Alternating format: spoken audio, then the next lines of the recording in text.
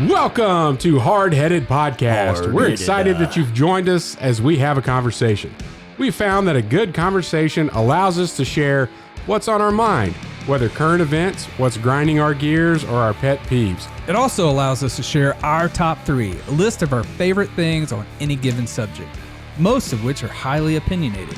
In closing, we share a good word. Solid friendships are encouraging. Even if we joke and give each other a hard time, our ultimate responsibility is to uplift each other. Our goal is that you'll feel like you're part of the conversation, like you were in the studio with us, and that you feel encouraged after tuning in to our podcast. It's time to join the conversation. All right, welcome to the podcast. We're glad to have you here today. I'm Matt Amos, along with Chet, Sears, Troy, Trussell, and Ben today Jennings. we have Ben Jennings in studio. Yeah, a special guest. Special guest In studio, which is rare. And we're going to go with... we're just in the middle of a heated conversation. We said hit record and let's go. Stop it. Let me get through this and then you can continue what you're going to do. Let him host. I want to get my part over with so we can move forward. Because you know what's about to come is you're going to be proven wrong. I'm not going to be proven wrong. Yeah. And then our top 3 today is top 3 dream vacations. And Troy's going to end us with a good word. But back to... exactly where we were before we hit the record button. Okay. Matt was telling me and Troy and Ben that Troy and Chet are snooty snobs when it comes to what? Cajun food. No, we're not. Yes, you are. We just know what tastes good and what is actually Cajun food. You as don't opposed know to because you haven't been there. Middle Eastern or Haven't Asian. been where? It's called Blue Hook. It's like this. I was looking for because there's 2 new places in town that have just recently Where are opened the up. people that cook and own that restaurant? Where are they from? I don't think about things like that. I do. I always do. No, You should. because see, have you ever eaten at Abuelo's? Yes.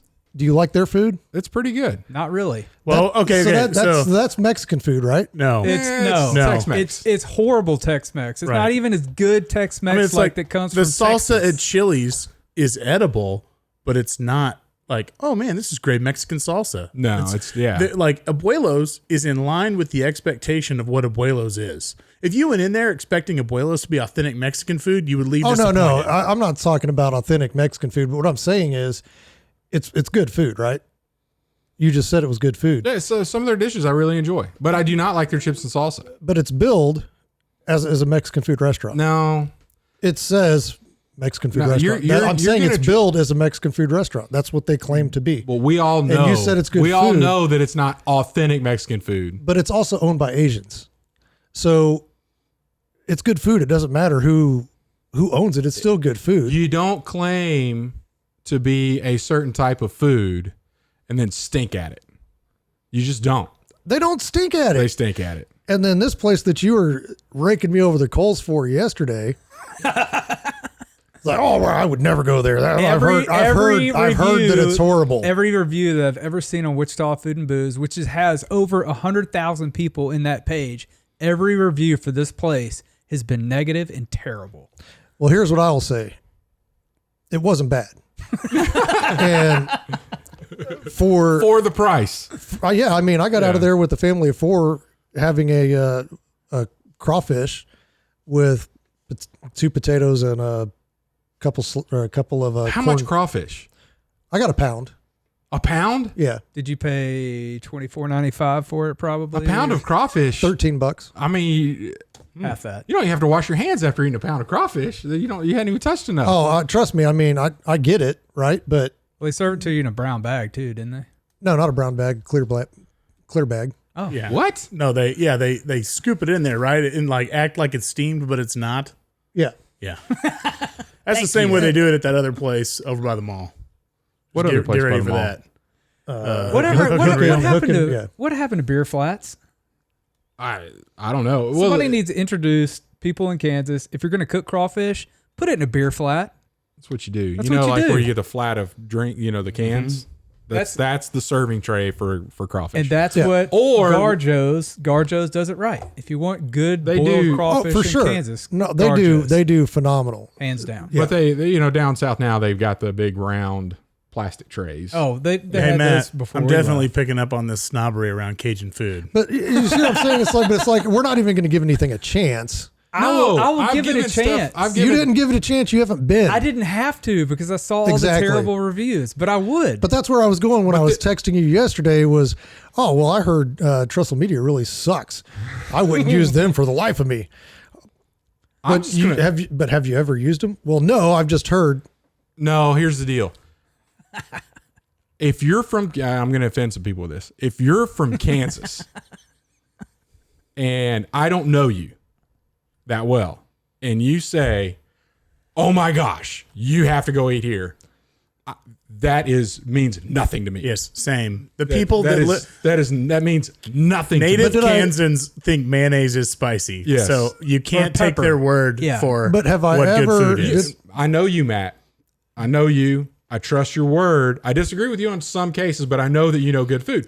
But when I first moved here, I get that, but what I'm saying is I never once said, oh, you've got to go try this. I just said, I'm going to go try it. yeah, I know. Troy jumped all over you for that. And so I always give everybody a chance. I let you burn me once. And I'll tell you what, for the price I got out of there for, I got 2 appetizers, the meals, and then beignets at the end, which Probably weren't beignets. they weren't beignets. I have some Cafe Du Monde batter in my house. I'll make you some beignets. See, gluten, man. But for the price, I got out of there. I was like, you know what? That wasn't too bad of a meal. Yeah, but Kansas needs to pull itself together. Ben's from Texas originally. Yes. And- And if y'all want to, make me act like a snob, you can just start talking about barbecue. But I'm probably a just different telling you, episode. like when I moved up here, I'm like, hey, I noticed, getting on the internet, there's a couple of Cajun restaurants around here. Are they any good? Oh, you have to go to Red Beans over on West 21st. Oh, that's Like, is that really? So I pop into Red Beans on West 21st. And what did you get? A po' boy. A shrimp po' boy. And you know what? It came out on literally the bread of a Blimpie roll from a gas station. Yes. And I got they the did same not. thing. They did not know what they were doing. I'm like, this is not Cajun food. You guys don't know what you're doing. Come to find out, that guy was from Iowa. The guy, and he took a 2-week class down in New Orleans on how to cook Cajun food and brought it back up here. I asked when I moved up, hey, where can I get a good steak? Roadhouse. Have you ever been Longhorn? to Chili's? Oh, Chili's. No, no. I kid you not. I would not even think of Where can I get a I would good- think of Outback before I, said I Chili's. literally worked with a guy about 3 years ago, and he was like, "Man, it's Kansas. You can get a great steak at Applebee's." No, you can't. I was like, "You need to move away." A from majority here. of the people that you meet in Kansas are like that. They're 100% like that. Like, this is good food. You talking about mayonnaise being spicy? My wife brought a meal to some women's thing at church after we'd been here a couple of years, and somebody commented on how spicy her food was. What did she use to season with? And she literally said, Pepper. salt. Salt. That was it. I did not use, because we're at Tony's on everything, right? But Yeah. she knows, we're in Kansas. We're going to dial that back a little bit. And they were like, oh, this is really spicy. It's one of the, it's a placebo, right? Oh, she's from Louisiana. Whatever she cooks is going to be spicy, Oh yeah. for But sure. I don't trust, where do I get a good burger? Oh, let me tell you about Applebee's or, no wonder so many chain restaurants start here because people don't know any better. Well, and if you have a halfway decent palate, you do have to take Matt's attitude of "fool me once," because, like you said, Troy's like, "Oh, there's 100,000 people reviewing." You can't trust those reviews. These people don't have any credibility with me. Well, that's true. Fool me once. I think it's a good rule. And it was, like I said, it's not the best by far that I've ever had, right? But it wasn't terrible. And this may be a snob thing, but I would rather not eat bad Cajun food. I don't want anything Cajun if what you're going to feed me is bad Cajun food or something that you labeled Cajun that's not. I mean, I'll go try a Cajun franchise once, but I'm not. I will going back try it again. like for a company lunch. I'll be like, let's go here. Not on my dime. Right. Yeah. Because it's like, like, hey, if I'm going to get crawfish and I'm going to do it the right way and be like, bring me 4 pounds. Because 4 pounds is what? 6 ounces of meat? Yeah. It's like, I just ate $80 worth of food and it wasn't good. And I'm still hungry. At least it's on the company. Yeah, back home, if you're planning for a crawfish boil and that's what you're eating, you do 7 pounds for a male, 7 to 10, and five for a female. I mean that's just the. And I'm a 10 pound. They used to have an all you can eat deal up here, and I go and they're like, oh, grab the styrofoam to go thing. I'm like, for what? And they're like, well, that's what we're gonna put your crawfish in. Like, where's the beer flat? I know we're coming back, but like that's not much. And they're like, oh no. So I put it up there, open it up, hold 2 hands, and then they put, like 6 crawfish in the main compartment and leave the other 2. And I said, no, really, load that up in a pile and then do the same thing on the other side, and I'll be back in like 3 minutes. They're like, what? They're like, what? Yeah. No, we're trying to buffet shame you. Right. That's how we get you, is the repeat trips when everybody looks. I'm going to repeat trip this thing on all you can eat crawfish in Louisiana. And that's when Tim from the Cajun Shack was cooking it. It was phenomenal. Yeah. But if you're in Kansas and you want good Cajun food, go to the Cajun Go for a Shack. really long drive to Louisiana. Right. Well, the Cajun Shack, Cajun though, Shack they got is some good 21st and Woodlawn. etouffee. They got good gumbo. They got everything good and fried. Oh, their catfish is really good. Yeah. Fried shrimp is really good done right. Yeah. They put etouffee. They have a Cajun meatloaf, which is kind of new. That's one of my pretty good. favorites. That's really good. And they put etouffee on top of that. A crawfish etouffee. Yeah. It's good. Well, I think it's fairly apparent that none of us have eaten dinner, crawfish. and it is dinner time. Not all etouffee has crawfish in it. You would say shrimp. Etouffee in my book, Right. it's got crawfish in it. It is protein And if it's not- etouffee is how it's described. And if it's not crawfish, then you name what it is. Yeah. Shrimp or Yeah. whatever else. It's good. Yeah. I miss Tim. The guy that Yeah. ran the Cajun Shack passed away years ago. I do miss somebody telling me I can't sit there. Yeah. How many you got with you? Just me. What? You get over here. You can. Yeah. You sit at the foretop. But I knew, so I was Loser on with my, no friends? my Cajun food journey through Wichita right after I moved here, and I walked in there, and there was a LSU national championship banner on the wall, and I was like, "This may be good." I'm starting to get a little hope because at this point I was just there's no hope in Wichita. There were some After red crawfish. beans, There were some crawfish traps hanging from the ceiling, and I was like, "Oh, he's at least been to Louisiana." And then he walked up. "Can I help you?" I'm like, "Yeah, I just moved up here from Louisiana, and I'm looking for some authentic Cajun food." And he's like, "What? Where'd you move here from?" And I was like, "I moved here from Shreveport." "Oh, you a damn Yankee." That's exactly what he said. And I said, He's like, north of I-10, you're a Yankee. and I said, "I'm about to eat some good food, aren't I?" He's like, "Oh yeah, I'm from Bro Bridge," And I'm like, "Oh, good." Yeah. And so then we hit it off, and it got to the point my daughter asked me, just last week, it totally unrelated to food, but do you ever just go somewhere where people know who you are and kind of make things happen for you? And I was like, "Yeah, Tim at the Cajun Shack, I'd walk in. We could walk in and sit down at a table, and he'd say, 'What do you want? What do you want? What do you want?' And then go walk away, and then come back, and I'd have a shrimp po' boy, and and all that kind of stuff. And then normally he'd sit at the table and start talking.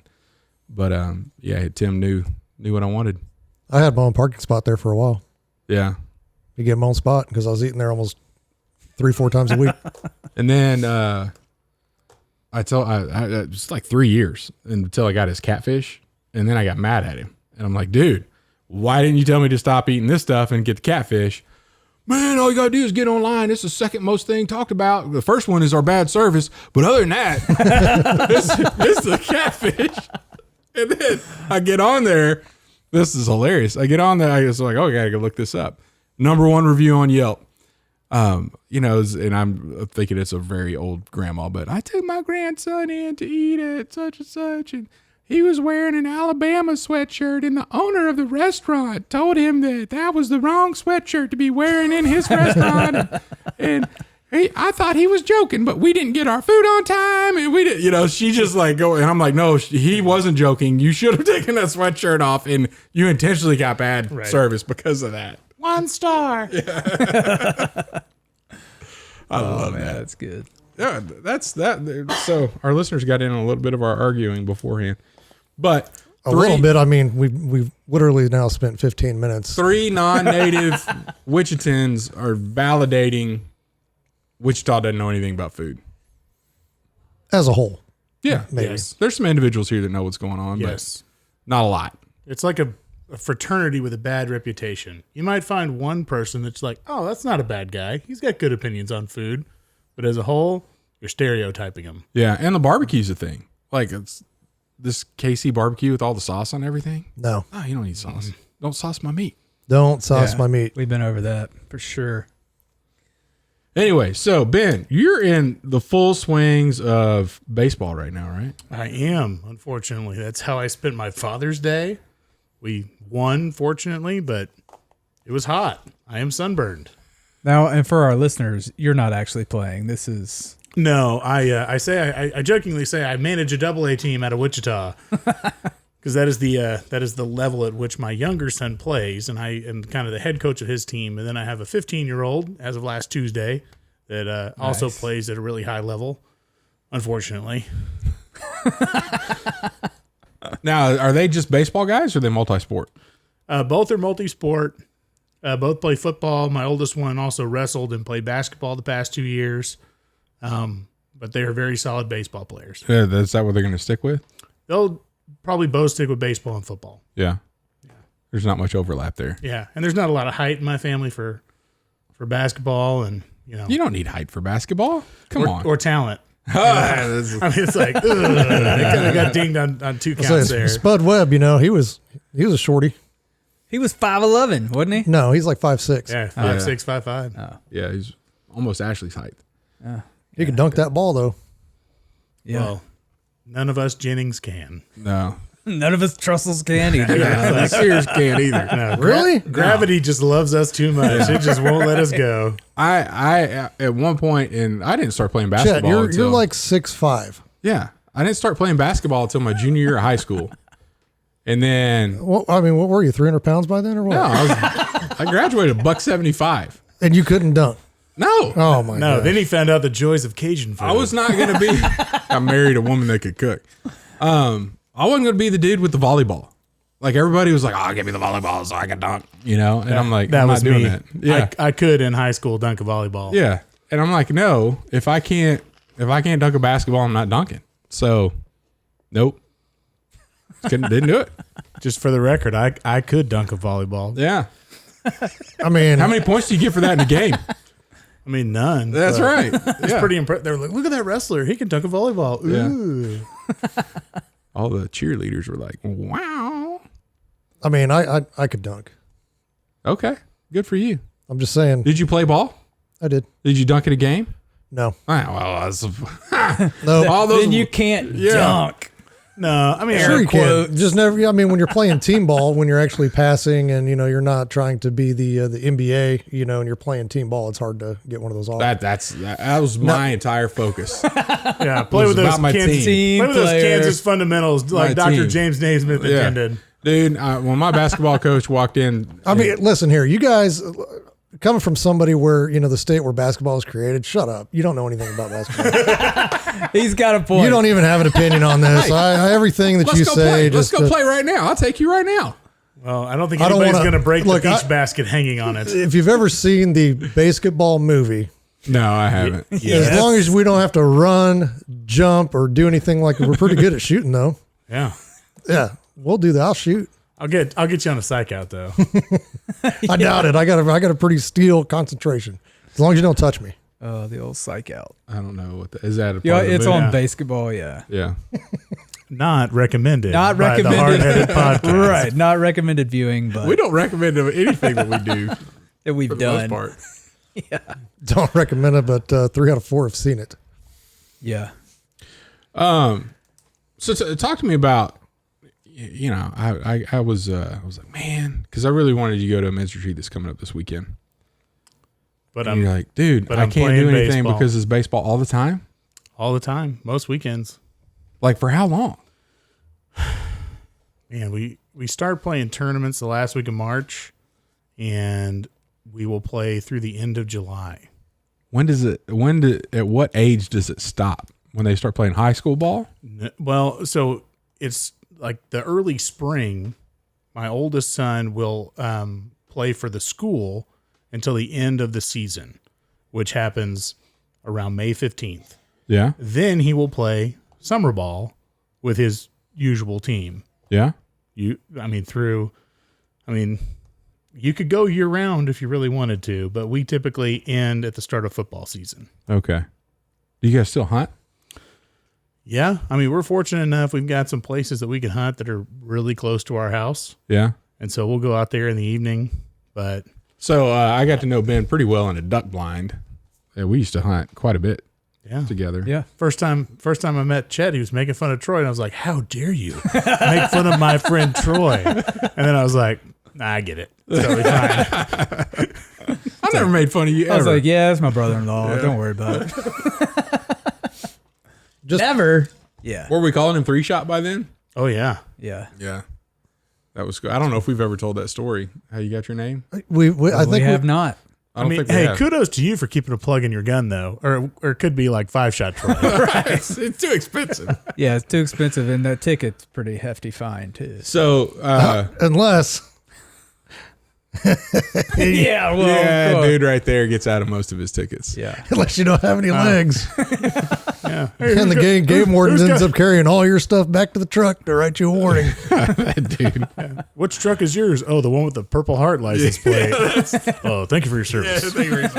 Right. That was good. I think the question that game warden asked was, did you lose those in the war? Like, because if it was a farming accident, you're toast. Oh, I was going down. You're going down. I was like, yeah, this is the war. Okay, but me, Troy, and my dad were hunting back when Cheney Lake was like 8 feet low. I remember that. Where Like, you could walk across the whole thing. yeah, I mean, so you're like 300-400 yards from the normal bank, and we went out and laid down right next to the water's edge. And Troy's a lefty, so he always has the right side. And then I think my dad was in the middle, and then I was sitting on the left, and there's this solo bird coming in on the right side. And my dad's like, oh, you see it? And we're like, yeah, we see it, Dad. Okay. All right.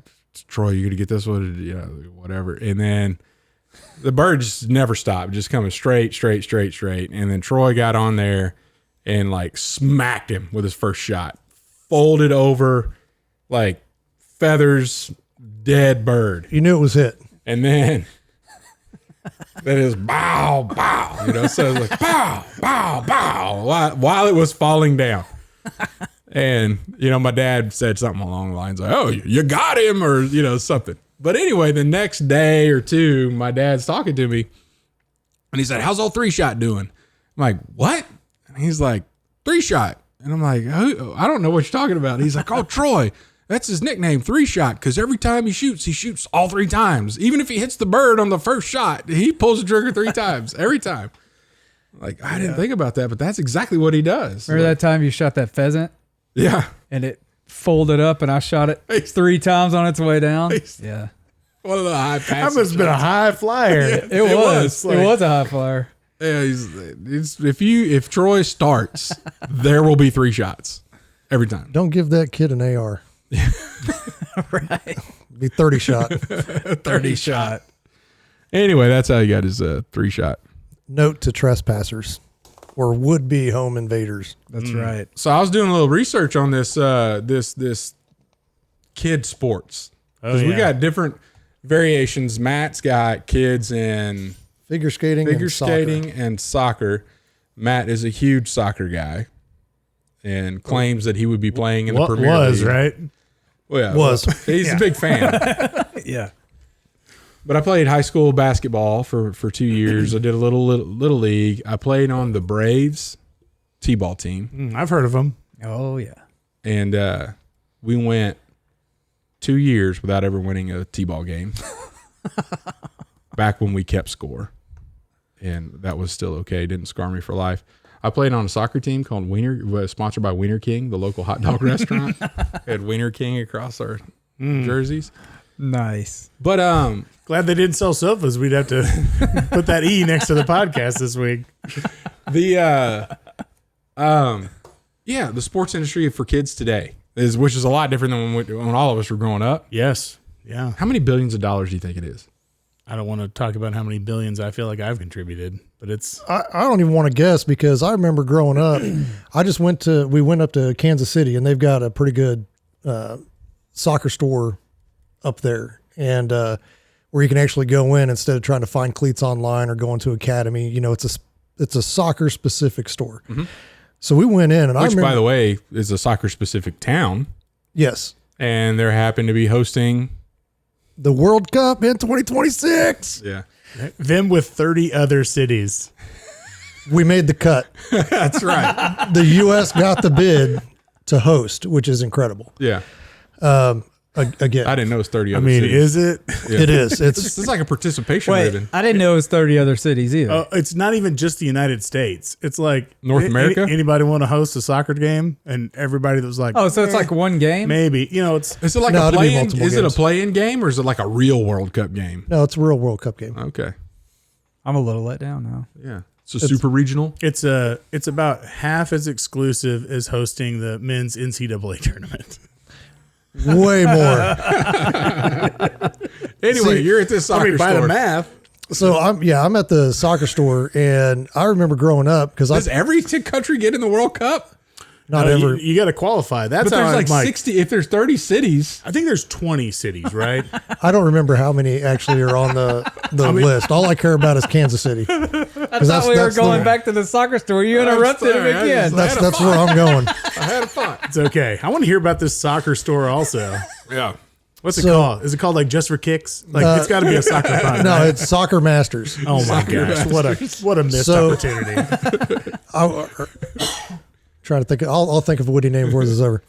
But I mean, my first set of cleats, because growing up, soccer wasn't a big sport out where I grew up. Yeah. Right, football was it. Out in the country? Out in the country, football was it. Yeah. And I mean, I don't know. I was naturally good at soccer, and so my first set of cleats were football cleats. And when I went to play, they actually check your cleats at the beginning of a game, and you can't have toe cleats like you do in football, where if you're on the line, you need that traction on the front to propel you forward. Yeah. Well, you can't have those in soccer because you can rake somebody's leg with them, and Which you're supposed to do in baseball when you slide in with your spikes, right? Remind me to Cleats show up. you a video of a kid stepping on my kid's foot in the handshake line yesterday. I'll share yeah? it with you later. Yeah. that's where we're at. I punched today. a dude in the throat in the handshake line one time. Did you? I did. Stay I thought classy. I thought he was coming at me. Did he violate an unwritten rule? He's reaching out. Hey, bud, great game. You coming at me, bro? We had to quit the game early because the power went out on the lights. And so we were basically like shaking hands in the dark. Yeah, He- yeah. He like ran into Were me. you over there on the Juella baseball complex? Maybe. Yeah, because they were like, Well, I thought I was in danger, so I just reared back and punched, and I hit the dude right in the throat. I mean, Troy's a big strike first, strike hard guy. He's a big Cobra Kai Cobra guy. Kai. That's right. I grew up on Cobra He Kai. learned from so- Johnny. Yeah. anyway, so you had the Anyway, wrong sorry. cleats. Well, yeah, so I had the wrong cleats, but we ended up, because I mean, we didn't have a whole lot of money. So mom's just like, well, why don't we just take a pocket knife and just cut those front ones off? And then, of course, I was good to play. But I was the only kid out there in football cleats, Yeah. on the soccer field. When I finally got my first set of cleats, I think they were $30, something like that. And my daughter has been using hand-me-down cleats, or we go to Play It Again Sports to try to find, used cleats, whatever. Well, she's getting to the point now where she's really, really good, and she's practicing as an 8th grader with the high school team, and then she's at Fringe University at the college camp this week. Yeah. And so I was like, well, we need to actually buckle down and get you like a good set of cleats. So when we're up in Kansas City, we'll go. And I'm looking at these cleats, and we're just kind of going back and forth. And I was like, okay, asking what size she is, and she's a youth. She's still in youth sizes, but her foot's finished growing, which is why we decided we're going to go with a more permanent set. Yeah. And When I set those up on the counter, $220 for a set of cleats. And I was like, you'd better go pro. But To pay me back for this $220. yeah, but I mean, but then I look at it and I was like, okay, well, that's not even a fraction of what I just spent on figure skates Yeah. for my oldest. Yeah. So your question was, what do you think Yeah. the industry, $4 billion? No. So Oh, I would say youth sports is over $100 billion industry. It's $4 billion more than the NFL. Whoa. It's a not well. These numbers are 3 years old. It's a $19 billion billion with a B. well, yeah, it's crazy because we were looking like Noah. He's into soccer now. He likes soccer, and we were going to get him to try out for FC Wichita, and it's like $1,400. And I was like, if I let him try out, and any of my other boys want to try out, Yeah. Well, that's the good thing, $1,400 times 4. the good thing about that though is you can get scholarships and you can do. No, but here's the thing. But though. here's the thing: my kid's only 10. My oldest boy is 10. Right, just turned 10. Here's what's he can happening. play at the Y for $50. Like Well, that's fine. The whole scholarship argument to me is, and I've had to reframe this because we spend an embarrassing amount of money to fund our baseball enjoyment. Sure. But we like the people that we do it around. He gets good instruction, but we're just kind of, training this child in the way he should go. And there's a lot of life lessons that are applicable to sports. I think we all said we played sports at some level. Oh yeah. And, we have this conversation all the time. I drove to Texas 3 weeks ago to get rained out of a baseball tournament. Oh my gosh. And when gas is $4.60, Right. that hurts. We're playing. We're playing in the mud. That stinks. Yeah. Playing with the lights out, you might get punched in the throat, but damn it, we're here. I'm playing this game. 12 families driving, and it's a 2-night hotel stay that we can't get out of. Yeah. Everybody's out. You can. Well, I'll tell you how to do that later. it's tough. Fortunately, we were staying at our in-laws. We were the least impacted of the group. Yeah. But I'm like, oh my gosh, this is terrible. Everybody's out at least $800 Right. for these couple of days. A couple of people were like, well, I guess we'll just go to Six Flags over Texas. They're I'm not like, rained out. No. I'm like, all right. Enjoy being made of money. Yeah. But I'm complaining to another one of these moms, and she goes, you know what? You either pay to get them out of trouble or you pay to keep them from it. Just you pay to get them out of trouble or you pay to keep them away from it. I'm like, oh, that's a good, that's like the You only tell redeeming yourself thing. whatever you have to tell yourself, lady, to sleep at night. That's what I'm thinking.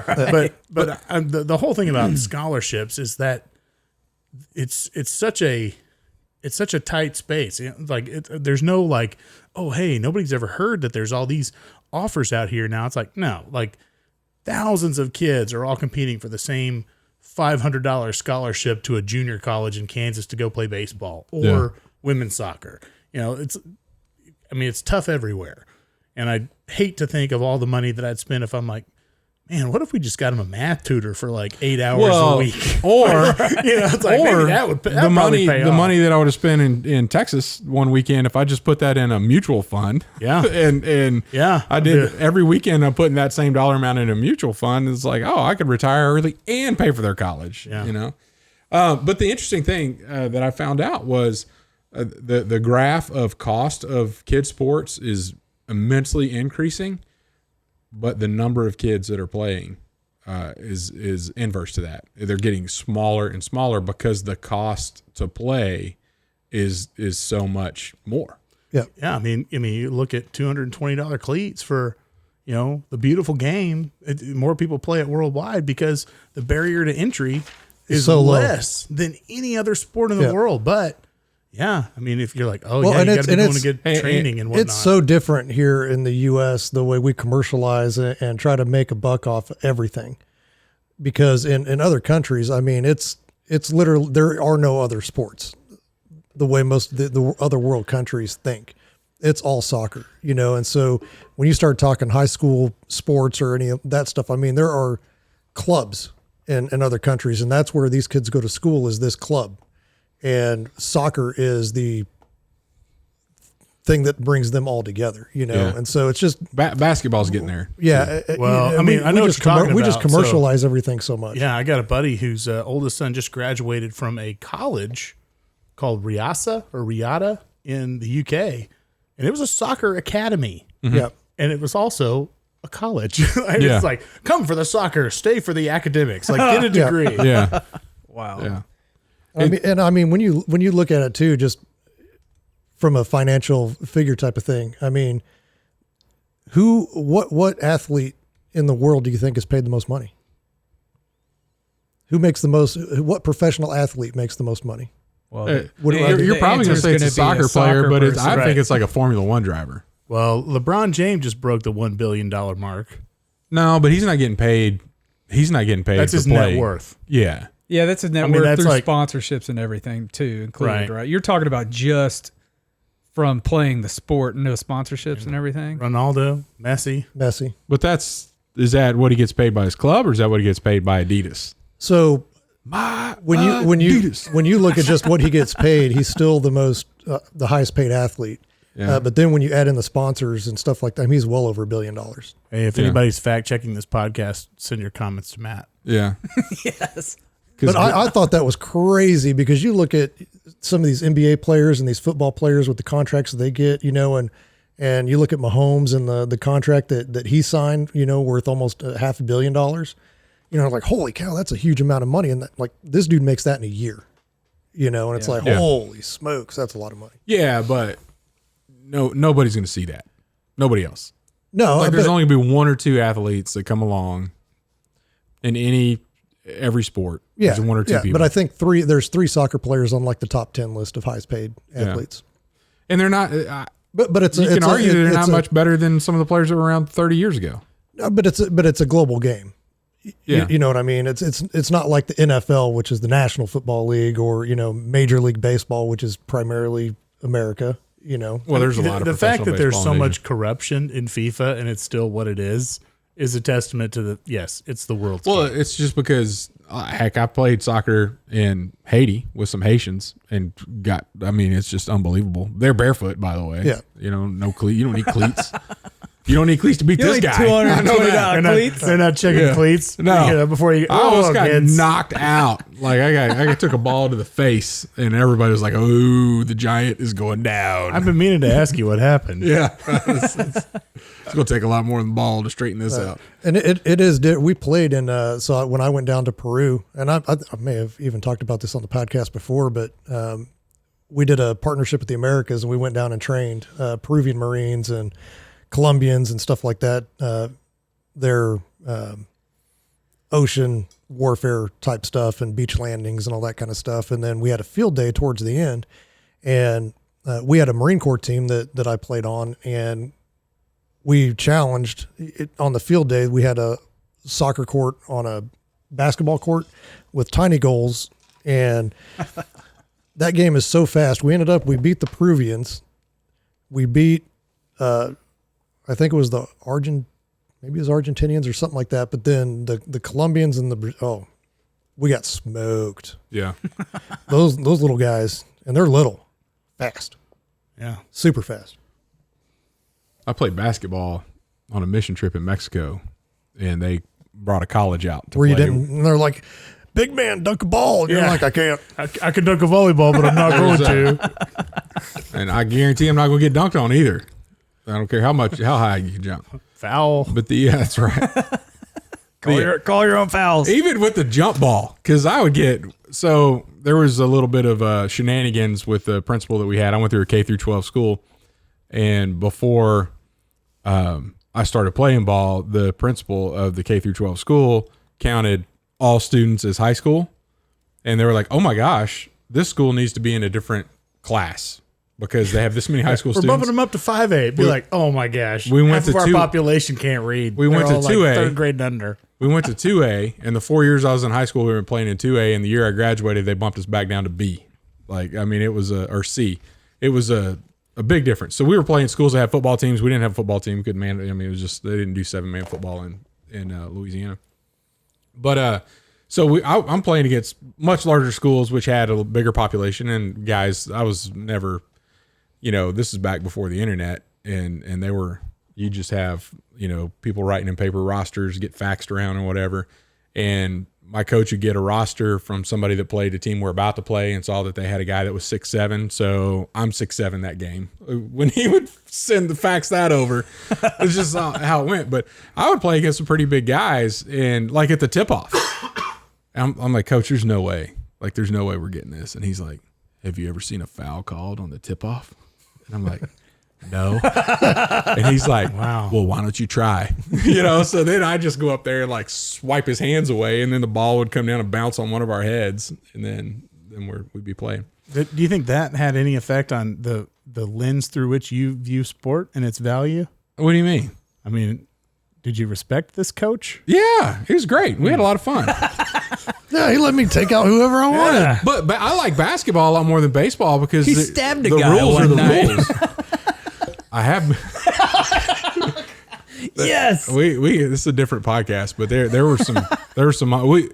there's a school that our parents weren't allowed to go to, like to watch on an away game, because the tension and the police protection that was required to escort a mom to a bathroom, and then we always had the parent that was like, you ain't gonna keep me from watching my boy play ball, and so then there was the sheriff's deputy to sit with that family the whole game. But We had that too, but it wasn't real. It was all perception. It's like, these people are evil. They're Catholics and we're Baptists. no, there were some issues there. We had that in my private school league. Yeah. Stay away from these people. They don't That believe in sounds like free will. that sounds like Andale and Kingman. It's everywhere. But I don't even know where we're going with this. Oh, we had fun. It was good. It was organized. Basketball's a good sport because you know what the rules are. Baseball, you don't know what the rules are. I mean, I know what the rules are. You think you know what the rules are. Oh, no. I know the rules. You make the rules. I had to go explain to an official over the weekend, the field umpire that called the kid safe because he didn't tag up on a fly ball that our outfielder caught and promptly threw to our kid covering second base, and he touched the bag with his foot. He was like, safe. Oh, you said you had to tag the guy? I said, we need to have a conversation. Matt was his name, different Matt. I know that rule. And he goes, you don't have to tag him? I said, no, he just has to touch the bag. He's like, well, I didn't know that. I said, Now you thank do. you. Yeah. Thank you for admitting that mistake. But yeah. Was that like one of the high school kids that they're... He told me before the game that he was 24. That's okay. I mean, I'm good on him for making some extra money, and we'd have a hard time with no officials. But Which we're getting there, by the way. yeah. But the unwritten rules of baseball, like there's I keep up with the new podcasts that are coming out. There's a podcast that's solely on trying to explain to people what you can't do in baseball that's not actually written down. Like taking too long in the batter's box. I know they're trying to get a shot clock, but if some pitchers don't like it, then they can hit that guy. Well, There are consequences to every action, right? How you let go of your bat after you hit a home run is a big deal. Well, yeah, Don't flip I didn't your bat. notice the clock. I didn't know the pitcher had a clock until I went to the Wind Surge game recently, and I was like, what the heck is Shot that? clock, man. Because But it's also a judgment call. It's not, the umpire can choose to enforce that or not. yeah. But I mean, I'm telling you, baseball's going down. It's just going to happen. Everything's going down. Yeah. Chet. Soccer's not. Well, soccer is on an upswing because It's awesome. it just hasn't reached any sort of a saturation point. But What do you mean? It's global. I mean, In the U.S., right. parents are still willing to pay to sit on the like- sidelines to watch their kids. I mean, knowing the little I know about you, it shocks me that you're a soccer fan because you don't look like one. And I mean that in the best possible way. See, when I played, it was the same thing. Everybody's like, "You play soccer? Oh, Don't you play football? Or are you a I was a wrestler?" collegiate cheerleader. He's not kidding. You need to hear him talk about his daughter playing, though. Like, how'd the game go? Dude, she like literally lit this girl up because she tried to come in and take the ball and she threw this forearm and yeah. It's awesome. Yeah, he likes it when she blows people up. Yeah. But it's an aggressive sport, and It's definitely a contact sport. and you got the thing that I don't like about it now, especially the European level of soccer, is the flop. And you're seeing it more, Which is into basketball now. You're seeing it in basketball. it's like, oh, we're going to adopt this and try to draw these fouls instead of just, hey, let's just play the game. And so I don't like that, because I was always taught to play aggressively, and I teach my daughter to play aggressively. And I mean, this last game, I don't know if I talked about that, but it was the last game of the season, and we were playing the best team in the league, and ended up they were 1 goal ahead of us, and they'd blown everybody else out by six or 7 goals. And the first game we met, they beat us by 2 or 3. And then we were the only ones that had scored on them all season in that game. And then this second game, it was 1-0 coming up towards the end. And they had this little girl just, I mean, screaming down the field and going for the ball. And then my daughter, she's short, but she's a brick wall, and she's all beef. And she hit this girl. And I mean, it was just ponytails and Cleats. just boom, boom, boom. And I was like, it was shoulder to shoulder contact, completely clean. And she gets called for a penalty, or a penalty in the box. Yeah. And I'm like, as soon as she hit her, I mean, I'm the only, everybody's kind of like their mouths are open. I stood up, I was like, yeah. And I'm clapping, and everybody's kind of looking at me like I'm like, like I'm the jerk. You're evil. Yeah. And I'm like, that was a perfectly clean hit. And then it gets whistled, and then the sideline ref goes over to the field ref, and they're having their little conversation, and then they threw the little hand and penalty kick. They ended up winning 2-0. But I was like, she came back, and I was like, no, absolutely not. I go, that's how they play at the high school level. That's how you play at the college level. That would not have been called. That was completely clean. You keep doing that. That's perfectly fine. I go, they're just not at your level yet. Yeah. It was awesome. And it's okay to lose a game. Oh yeah. Right? It's fine. What anybody asking what their record was, like, hey, Messi, how many games did you lose when you played in the 8-year-old league? Nobody cares. No. Yeah. And it's all about development and skill and training you up to that next level. And I think those losses where you're playing much better teams is that learning experience. Yeah. Because you don't want to be the top dog, because then you're never challenged. That's what I told her. I was like, you need to get on a competitive team that's going to challenge you. I go, because you're really good, and you could take this as far as you want, but you've got to put in the time, and you've got to get on a team that's going to challenge you. And I mean, she's out there, she works on it. I think the one thing I like about it, and I don't want to be negative on the whole thing, is like Ben being there. Like, there's one thing for you to send your kid off to go do this, hey, they're going to play travel ball because that's just what the it thing is to do.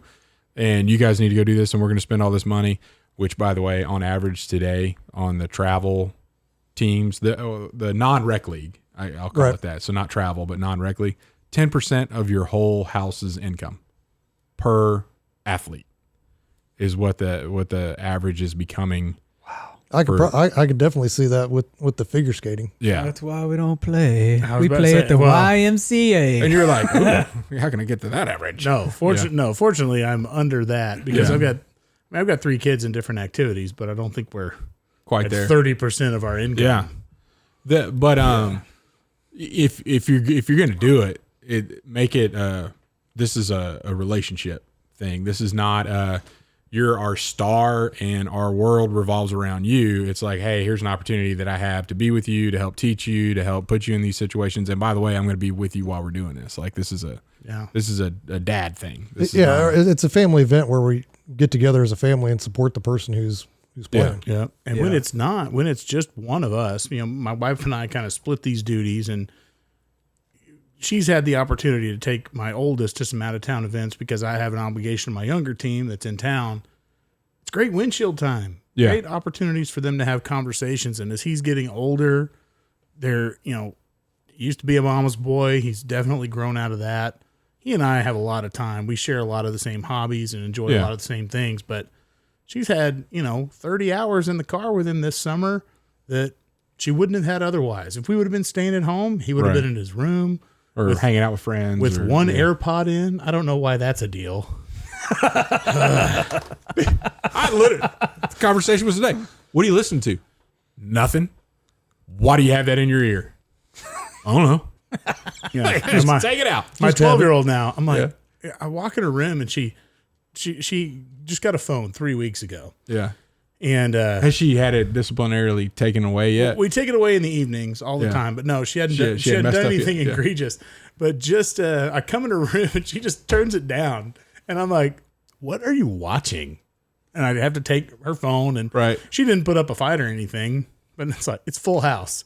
And I'm like, you got to know, like, when I walk into a room, you can't just really hide your phone. Like, Oh, Dad starts peeling back the onion. And it's okay if it's Full House, but Fuller House, no, we're not doing that. oh man, Fuller House is good. I've never seen it. It's pretty good. I'm not a fan. I don't. Fuller House. When it comes to sequels, it's more of a Jurassic World and less of a Top Gun Maverick. Yeah. Ooh. Yeah. Let's not. I don't want to hear. I haven't seen it yet. It's good. Go see. Oh it. no, I would just recommend it. I'm Yeah. definitely going to see it. Yeah. I saw it last night. I know that's where you went. Yeah. Yeah. That's the good. first time you've seen it. Yeah, it takes me a while to get to the theater. But I made it. I'll still see that Jurassic World movie just because that 10-year-old in me, the nostalgia is real. I can wait on that one for video. Luckily, Which one? There's a new Jurassic Park. They movie brought that in came that's the right. original 3 people that were in the first Jurassic Park movie. yeah, and To be combined with them. Chris Evans and whatever else. Yeah, Chris Pratt, Chris Pratt. Chris Pratt and brother in Christ, Chris Pratt. Which, yeah, he's a cool dude. Yep. And he's in Terminal List coming out on Amazon July 1st. I can't wait for that. Which, it's a book written by Jack Carr, and the dude uses a Winkler axe. And it's Ron Howard's daughter. What's her name? That's a Bryce Jurassic Dallas Park or Howard. Jurassic World. Right, Bryce Jurassic Dallas World. Howard. Yes. Bryce Dallas. That's right. Yeah. Look All at right. us. Hey, should we go to top 3? We- I mean, we probably been, should. We've been talking for like an hour already. What top 3 are we talking about, Matt? We want to take a break, or we're just going to push No, we're going to take a break. But what's our top 3? our top 3. When we come back from the break. When we it's come gonna back from break, our top 3 is going to be top 3 dream vacations. be- All right. 1783, the first victory. Victorious in war, this year sees America earn her independence. At Admiral's Pennant, we celebrate victories at the end of war. 1783 is the first of many such celebrations in our nation's history. This is an elegantly refined blend of sandalwood, cedar, and tea tree. The subtle, lingering, woody scent of the sandalwood, light cedar, and the top notes of tea tree is the essence of masculinity, honoring the men who fought and continue to fight to provide us our independence. Check it out at admiralspennant.com. Without it, you might as well shave. And we're back with top 3 dream Not just vacations. Dream Vacations. dream vacations. Troy, lead us off. All right. Number 3, Hawaii. Just Hawaii? Yeah. All right, cool. Would you say, cool. like- No, just move on. Just move on. Arizona? No. Maybe he'll pick up on it later. Be more specific. No. Let's just- Hawaii. Okay. yeah, he gets skipped. Go ahead. Okay. It's good. I would recommend to go to the island of Kauai while you're in Hawaii. I'm never going. Yeah, you are, man. So It's a dream. That's why I'm it's listing a dream. it. Yeah. That's why. Who's next? It's awesome, dude. All right, I'll get more specific. Specific with number 2. I'm going to go more Pacific. Oh, very good. Yeah. The Bora Bora. Fiji huts over the water. Oh, that's awesome. There you go. Yeah. There's a dream vacation. Yeah. Yeah. Is that I like better? that. Is that Bora Bora? There's in Fiji, they do it in Bora Bora. They're actually doing it in Belize now, and if you want to stay closer. And I think they're trying to get some in the Dominican or something like that, but I don't know. I don't know about that. Yeah. I mean, you got to go. I wouldn't you gotta mind. get to I wouldn't mind Tahiti. going to one of those, and I'm not a beach guy, but I would like to stay on one of If those. over they the water. have AC, and I don't know if they do. I don't want to be hot. I don't know. If you're I out don't there, think you I need mean, it if you're out there on under the ocean, water. and you're getting that breeze, which should be. It's Should be pretty pretty temperate. nice. They call it the temperate Have you done zone. So I've never done that. Yeah. My brother and his wife, when they got married, they went to Tahiti. Yeah. And they had one of those where it was they literally had like a glass floor in their hut. Yeah. And it was like, look, you can like feed the fish and stuff. Yeah. Like, That's awesome. what a waste of a honeymoon. Right. Get your pole. Yeah. I'm going to do some fishing while we're there. Yeah. That's pretty cool because I've seen the one you just walk out and go swimming. They have like lighters in the water. And then Yeah. I would like to do that. that's pretty cool. All right, number 1, Cayman Islands. Yeah. I want to go back there. I didn't have a dream vacation there, but I went there on a cruise, and it's the most beautiful water I've ever seen in my entire life. It's like 30 feet down to the bottom. You can see all the way from just getting off the the cruise ship. You could see all the way down to the bottom. It's just beautiful. Yeah. Yeah. I think I've got some money there. You got some money down in the Caymans. Is that right? Caymans, That's a good place. yeah. Good place to put it. Yeah. All right. Next. Chet. I'll go. Italy. Hey, my parents are going there on Thursday. Can you be more specific, please? Yes. Rome, Sardinia, which is an island right off the coast. My parents live there with my sister. I wasn't born yet. Probably was conceived there, just in case you want to know. Nice. Didn't want to know that, but thanks anyway. They Chet's a very Italian name. My name is a Chet. Sears. Tuscany, Lake Como. I don't know if you guys know about all these places. Florence, Sicily. I do not want to go to Vienna because the. Are you reading an Olive Garden menu right now? I feel like we just got the tour of it. Yeah, no, he's on the wine Can list. we get some garlic Which, by the toast in way, here? was the answer to where is the best Italian restaurant in Wichita? Have you been to Olive Garden? Yep. Yeah. Anyway. So breadsticks are great. and then that is also the one that's like my wife's dream location. So it also needed to make the top 3 list so we can have some cohesiveness there. I definitely would like to go Tuscany, She's Capri. not here. Yeah, and she doesn't listen. And either. she's not listening, yeah. Number 2. Yeah, well, great. Good cookie Number points. 2. Idiot. A lodge set aside from everywhere else in Jackson Hole, Wyoming in the wintertime. Snow covered. Sounds difficult to get to. Yes, but dreaming, Right? Yeah. You know, flying So on that helicopter. One of the cooler, I was talking to somebody and they were like, "Oh, we're going to such and such." It was, I think it was more Yellowstone than it was Jackson Hole, but they were like, "Yeah, we're going there for our for Christmas." And I'm like, "I didn't know you were that kind of." And they're like, "No, my in-laws, they want to have all the family together." And so we go there for the week between Christmas and New Year's, but it's everybody. So all the kids and grandkids for the matriarch and patriarch of that family rent out this huge lodge where there's room for everybody. And they have all these snow machine rentals and all the stuff and snowshoes and it's just like a winter wonderland family deal. And they're like, this is the only time of the year that we're going to get you guys all to ourselves and we're going to pay out of the nose to make that happen. But I was like, dude, that would be awesome. That would be awesome. To be able to, have everybody around and, Troy and his kids would be there. Isn't that a good dream vacation? Sure. Like not this year, when your kids are older. And If it's like tie their snow shoes. on the ground and it's 70 degrees outside, that'd be great. Dude. I mean, get a parka. Yeah.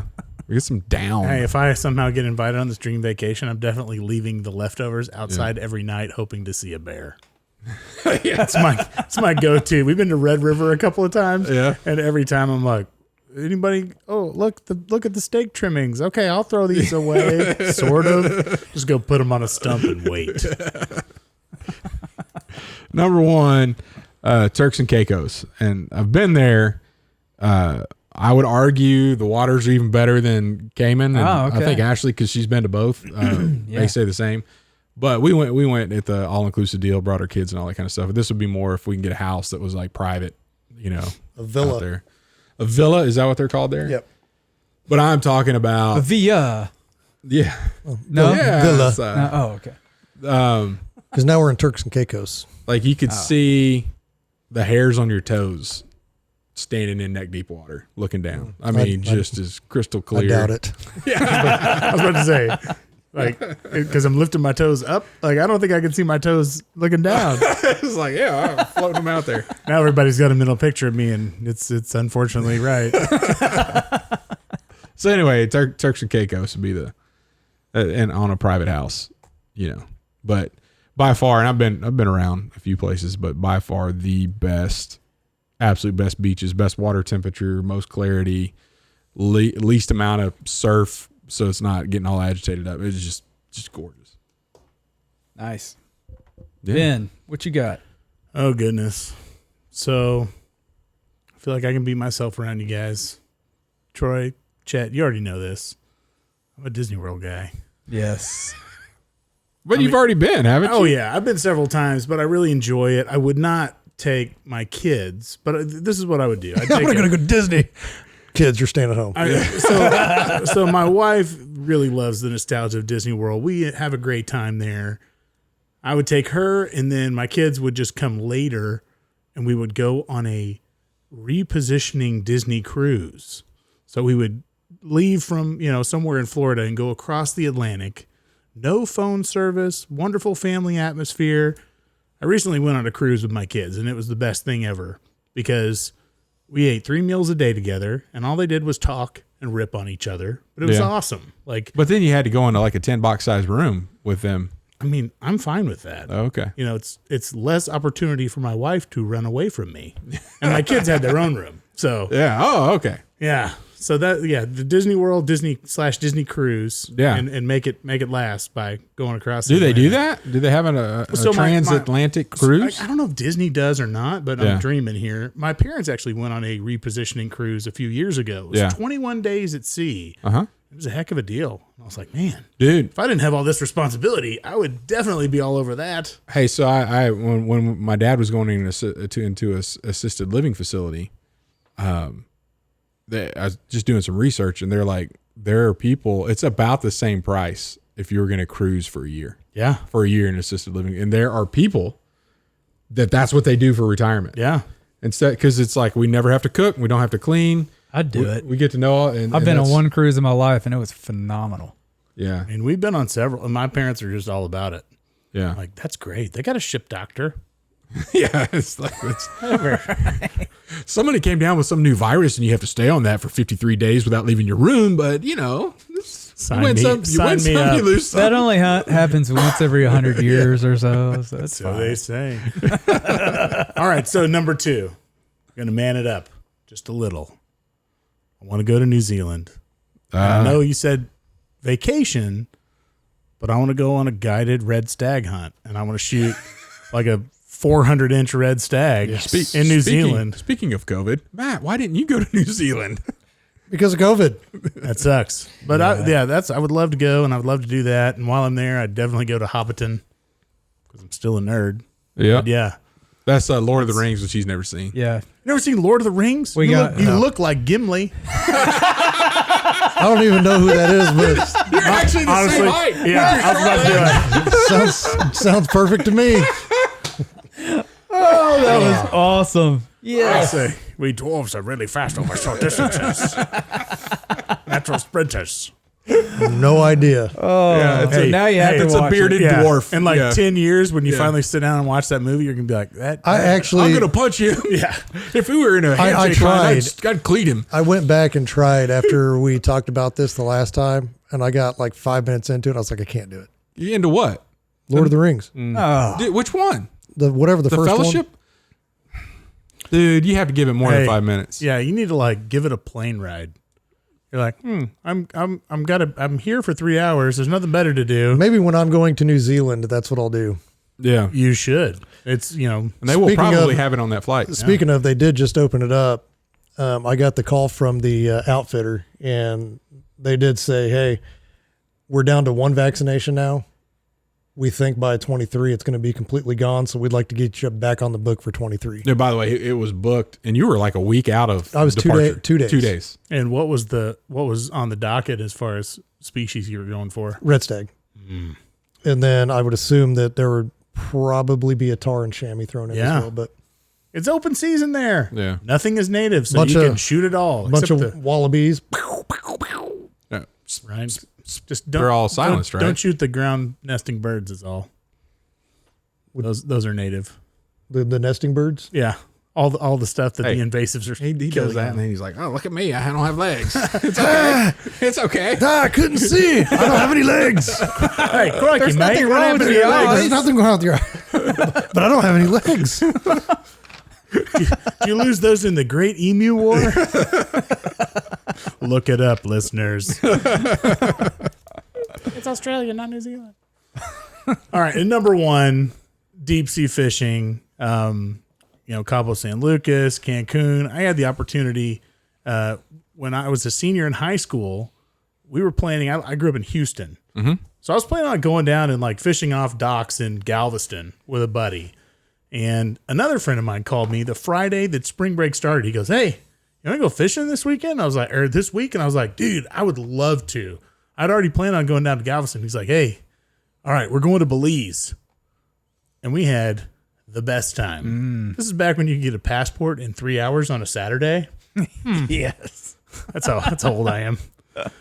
But man, I would love to go back and do some deep sea fishing. I've been 5 times in the Gulf. Nothing like it. So much fun. Man, we need to do this. I had a good trip with my family. We took the kids and my nephews, and Joel was there, and my niece. It was just a blast out of Alabama, and we Gulf Shores, Dolphin Island. But we went out in some deep water. Like, there's only 9 miles of coastline in Alabama. Gulf Shores wasn't far off. Yeah, Yeah. we went out into some blue water, but they have like a 2-night trip where it's just they had a green egg in the boat, like mounted in the back of the boat. What could go wrong? 90 miles offshore. But it's like, oh, you just caught a tuna? Fire up the grill. Like, just, I couldn't, it'd just be so awesome. That's awesome. Yeah. Well, all we did was fish a red snapper. And Staley caught the biggest one, 17 pounds. Man, those are good fish. Yeah. That's good eating. Yep. All right. Yeah, your turn. Your turn. Number 3, Israel. I would like to go and kind of do that whole tour, The Holy Land. the Holy Land, and just see all of that. Go to Turkey while you're doing it, because there's a lot of stuff in Turkey that's still related. And you can get me a nice walnut stock for my shotgun in Turkey. Or are you sure you want me to get that from Turkey, or do you want me to get that from like a Yieldy shotgun. They're made in Turkey. I know. Turkish walnut. Chet and I each have one. That's right. Which one? Yieldies. The Settlement Academy. YILDIZ. Oh yeah, okay. That's my over and under. Gotcha. That's my number 3, Israel. Okay. Number 2, I'd love to go back to Peru and head up, because I did not get to see Machu Picchu while I was there, and I'd love to go see that. Yeah. And the food in Peru is incredible. You wouldn't know. No, I wouldn't. Oh, they season it? But I heard somebody say that Peruvian food really sucked, but I haven't been there. What did you do to this chicken Peru to is- make it taste so this good? guy. Yeah, Peru is chili adjacent, so It's chili. it's probably spicy there. It is pretty spicy food. It's good. And then number 1, which actually I do have kind of on the books, is Bellawood, France. I want to go do the battlefield tour there, and then drink out of the fountain. I don't know, just one of those things I didn't get to do when I was in the Marine Corps, because for whatever reason, some girl got to go instead of me who didn't serve with 5th or 6th Marines. But Yeah. what politics? I did a little Google Earth Street View, whatever it is thing, tour of that place. Seemed pretty cool. Yeah, it's beautiful. Yeah. For what happened there. Yeah. Anyway, that's my number 1, Bellawood. Any honorable mentions? I had Disney with the kids, Yeah. but that was on Ben's list. Well, yours was without the kids. That's right. Yeah. Both. But it's kind of a dream for me, because I got 5 kids, and it's going to cost like kidney $1 million. to go. Yeah. So I'd like Have to do. you priced kidneys? It might cost you both. right. Hey, but you can get a cart. You can go right after your surgery, because they have all the carts there. Oh, that's beep, good. Beep. Yeah. I'd like to do like a Boundary Waters canoe, fish, camp trip. Like, that'd be a great vacation, I think. It'd be fun. Yeah. I'll go on an elk hunt with my oldest here in a couple of years. Once he quits baseball, I can afford to take him on a nice guided hunt. There you go. There you go. Nice. All right, All right. we jumping into a good word. Troy, hit it. All right, yeah, so we're on day 23 of the Chosen 40 Days with Jesus book 2, and it's titled Amazing Jesus. The verse is Luke 7, 6 through 9. It says, "The centurion sent friends, saying to him, 'Lord, do not trouble yourself, for I am not worthy to have you come under my roof. Therefore I did not presume to come to you. But say the word, and let my servant be healed. For I too am a man set under authority with soldiers under me. And I say to one, go, and he goes, and to another, come, and he comes. And to my servant, do this, and he does it. When Jesus heard these things, he marveled at him, and turning to the crowd that followed him, said, I tell you, not even in Israel have I found such faith. And so they talk about, they've done this before in the previous chapters, where they have a reporter kind of interview one of the characters in the story. And it has a reporter kind of interviewing the centurion on like, yeah, how did you know this Jesus dude is, was going to do this for you? Because, I mean, you're a person under authority as well. I mean, you got people that, you say, like you said, 100 people. 100 people. Centurion. Yeah. And the centurion comes back and says, hey, this guy's telling, sickness to go away and storms to stop and stuff. He's obviously has more authority than I do. So I'm going to trust in him. Yeah. So the way they put it out there is a pretty good response from him. But yeah, and it always this story always amazes me just because the centurion was a Gentile, right? And he still trusted in Jesus. Because of the things that he was doing. And I think he respected him too. He just didn't show up. He sent somebody. Yeah, because the centurion didn't feel like he was worthy enough for Jesus even to come under his roof, right? It's kind of like the woman that, even the dogs get some of the scraps from the master's table, right? Yeah. It's kind of the same thread as that. And then they end it with, kind of a prayer focus on, how do we respond to Jesus? Do we look at him as the ultimate authority, and do we go to him for help from the ultimate authority? So yeah. What are y'all's thoughts on that, Matt? I think a lot of times, I'm sorry, I'm not Matt. Oh, go ahead, Chet. Yeah, I mean, it's kind of weird because actually last week you bounced off of that with your good word, I believe. Or next week. No, last week. Okay. The podcast that just aired. Yeah. And I believe you touched on this as well. I think so. Yeah, because that's what I was like, did I type these down wrong? No, Chet just jumped ahead and used part of his good word to jump into Troy's good word. Well, I mean, it's a good passage. But I think a lot of times, and it's, this is the case too, it's a big deal, but a lot of times we wait. Hey, Jesus doesn't care about the small stuff. On our own, we're saying that. And I'm only going to bring him in on the big stuff and ask for something then. And a lot of times I think if you came in on the small stuff and just were continuously with him, and letting him know what your needs are, then, I don't know, it just seems hypocritical to a certain extent. It's like, oh, well, I'm going to deal with this on my own. I can do this on my own. I'm my God on the small stuff, but I'm going to need a bigger God on the bigger stuff. Why not just give him everything? Like he's not powerful enough to take care of all of it. And he doesn't care about you enough.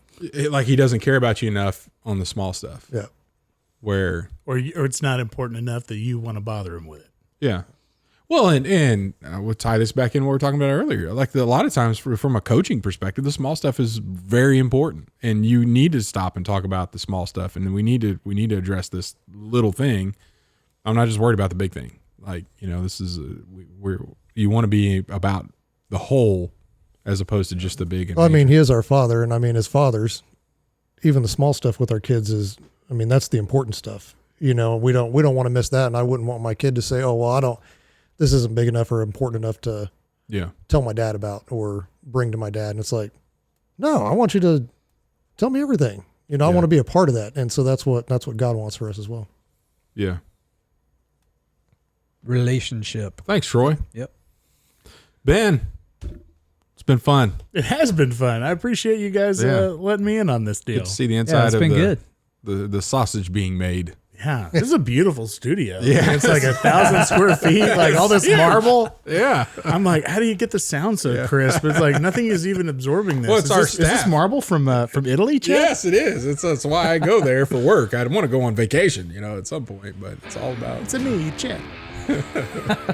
Thanks for listening to the Hardheaded Podcast. Don't forget to share this podcast with others to help us get the word out. Also, if you haven't yet, please rate and review the show. This helps our podcast show up in other people's suggested shows that may or may not have listened to us before. Thanks for listening, and we'll see you next week.